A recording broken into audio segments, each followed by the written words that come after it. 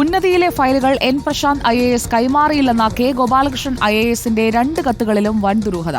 6-ാം മാസവും 7-ാം മാസവും തയ്യാറാക്കിയെന്ന് തീയതിയിട്ട 2 കത്തുകളും ഈ ഓഫീസ് ഫയലിൽ അപ്ലോഡ് ചെയ്തത് 8-ാം മാസമാണ്.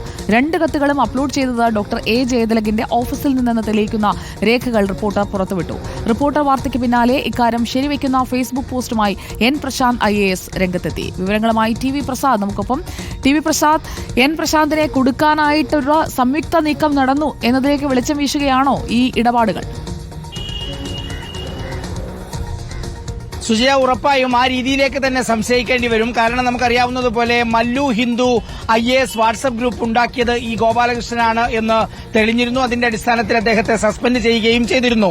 ഈ ഉന്നതിയുടെ ഫയലുകൾ കാണാനില്ല എന്ന പരാതിയും അത് പിന്നീട് റിപ്പോർട്ടും എൻ പ്രശാന്തിനെതിരായ പത്രവാർത്തകളും എല്ലാം ഉണ്ടായത് ഈ ഫയല് കാണാനില്ല എന്ന കത്തിൽ നിന്നായിരുന്നു.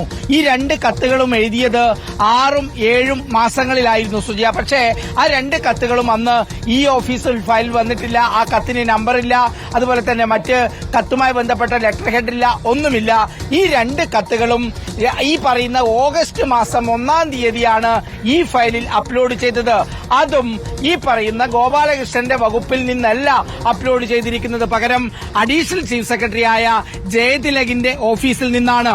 അതിന്റെ അർത്ഥം ഈ 6-ാം മാസവും 7-ാം മാസവും ഉണ്ട് എന്ന് പറയുന്ന അങ്ങനെ ഒരു കത്ത് ഇല്ല എന്നുള്ളതാണ്. പകരം ഒരുപക്ഷെ ജയതിലകിന്റെ ഓഫീസിൽ നിന്ന് തയ്യാറാക്കി ജയതിലകിന്റെ ഓഫീസിൽ നിന്ന് തന്നെ ഒപ്പുവെച്ച് അപ്ലോഡ് ചെയ്തു എന്ന് വേണം കരുതാൻ.